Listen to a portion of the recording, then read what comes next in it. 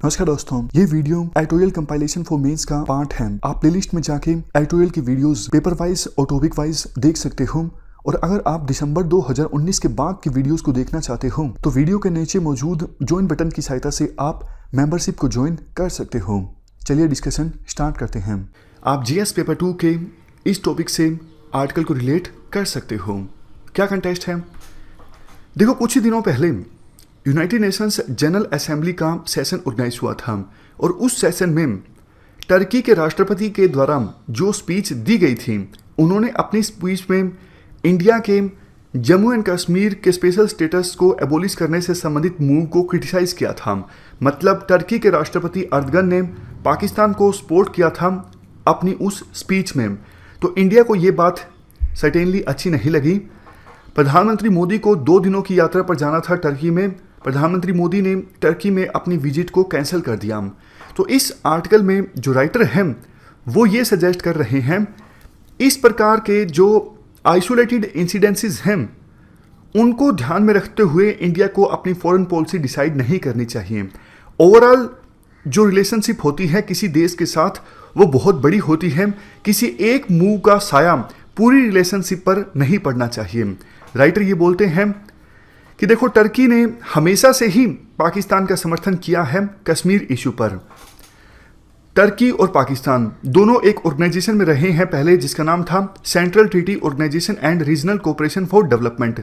इसके साथ साथ टर्की और पाकिस्तान दोनों मेंबर हैं ऑर्गेनाइजेशन फॉर इस्लामिक कोऑपरेशन के, और इस ऑर्गेनाइजेशन में भी टर्की ने हमेशा पाकिस्तान का साथ दिया है, पाकिस्तान के स्टैंड का समर्थन किया है। लेकिन टर्की और हमारे बीच रिलेशनशिप इम्प्रूव होना स्टार्ट हुई कुछ साल पहले। ट्रेड जो है वो भी इम्प्रूव हुआ। तो इसके बाद टर्की ने अपना जो समर्थन है पाकिस्तान को थोड़ा सा डाइल्यूट कर दिया, थोड़ा सा मॉडरेट कर दिया इंडिया के चलते। तब तक जब तक कि ये जम्मू एंड कश्मीर में हमने स्पेशल स्टेटस को एब्रोगेट नहीं किया था। लेकिन जैसे ही ऐसा हुआ, टर्की ने फिर से पूरी तरह से अपना समर्थन दे दिया पाकिस्तान को। तो राइटर बोलते हैं हमें इस टर्की के इस मूव को आइसोलेट करके अच्छी रिलेशनशिप जारी रखनी चाहिए थे टर्की के साथ, ताकि टर्की को और ज़्यादा इन्फ्लुएंस किया जा सके कि वो पाकिस्तान को अपना समर्थन थोड़ा डाइल्यूट करें। इससे इंडिया को फ़ायदा होता। राइटर एक और तरह से समझाने की कोशिश करते हैं। वो बोलते हैं देखो, अरब वर्ल्ड जो है अभी टुकड़ों में है, मतलब बिखरा हुआ है काफ़ी ज़्यादा अरब वर्ल्ड। 2 देश खास करके सऊदी अरेबिया और इजिप्ट, जिनको लीडर माना जाता था अरब वर्ल्ड का। लेकिन पिछले कुछ सालों में बहुत सारी चीज़ें ऐसी हुई हैं जिनसे साबित होता है ये देश कमज़ोर हैं। इजिप्ट की बात पहले कर लेते हैं।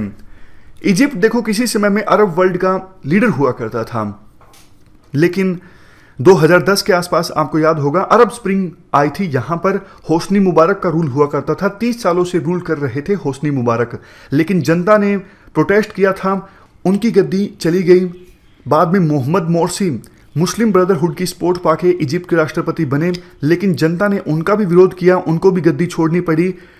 बाद में मिलिट्री रूल आया इजिप्ट में और एक जनरल फतेह अल सीसी, ऐसा उनका कुछ नाम है, तो वो इजिप्ट के राष्ट्रपति बने और अभी भी वही राष्ट्रपति हैं। लेकिन आरोप ऐसे लग रहे हैं होस्नी मुबारक से भी क्रूर डिक्टेटरशिप है आज के समय में इजिप्ट में। वैसे इजिप्ट ने अरब वर्ल्ड की लीडरशिप को पहले ही काफ़ी पहले छोड़ दिया था।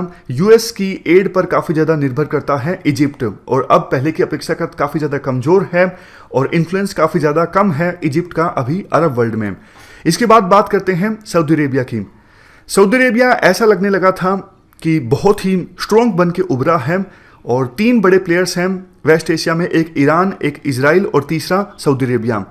लेकिन देखो, पिछले 3 से 4 सालों में बहुत सारी चीज़ें ऐसी हुई हैं जिससे सऊदी अरेबिया की कमजोरियां बाहर आई हैं। एक तो अभी जो मोहम्मद बिन सलमान का रूल है, उन्होंने सारी पावर्स अपने हाथों में सेंट्रलाइज कर ली हैं। तो रॉयल फैमिली के बहुत सारे प्रिंसेस को अरेस्ट किया गया, उनको ह्यूमिलिएट किया गया। तो काफ़ी ज़्यादा आप कह सकते हो रॉयल फैमिली में कॉन्ट्राडिक्शंस हैं, आपस में कन्फ्लिक्ट हैं, डिफरेंसेस हैं, लड़ाई हो रही है, और ऐसी संभावना जताई जाती है कभी भी कू हो सकता है सऊदी अरेबिया में।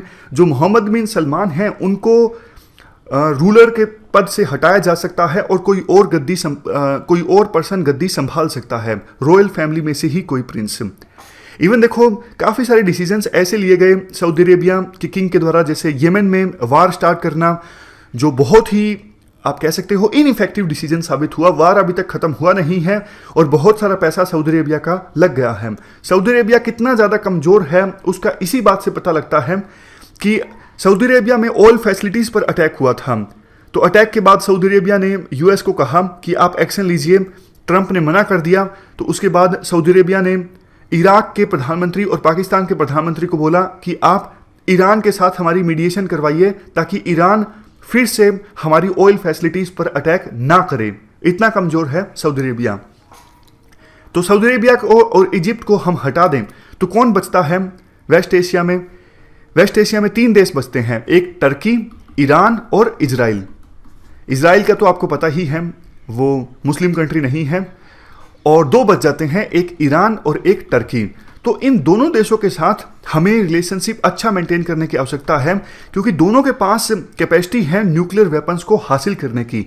अगर ये दोनों देश न्यूक्लियर वेपन्स हासिल कर लेते हैं तो वेस्ट एशिया का जो ऑर्डर है पूरी तरह से चेंज हो जाएगा। तो हमें आवश्यकता ये है कि जो डिफरेंसेस वाले इश्यूज होते हैं, जैसे टर्की के साथ अभी ये जम्मू एंड कश्मीर को लेकर डिफरेंसेस थे, तो इन इश्यूज को आइसोलेट करके ओवरऑल अच्छी रिलेशनशिप मेंटेन की जाए ईरान के साथ और टर्की के साथ, क्योंकि फ्यूचर में हो सकता है वेस्ट एशिया का जो ऑर्डर है वो इन्हीं के द्वारा शेप किया जाए। और तब ऐसा नहीं होना चाहिए कि हमारी रिलेशनशिप इन देशों के साथ बहुत ज़्यादा खराब हो, क्योंकि ये हमारे देश के हित में नहीं होगा। इस डिस्कशन में फिलहाल इतना ही है। Thank you very much for discussion.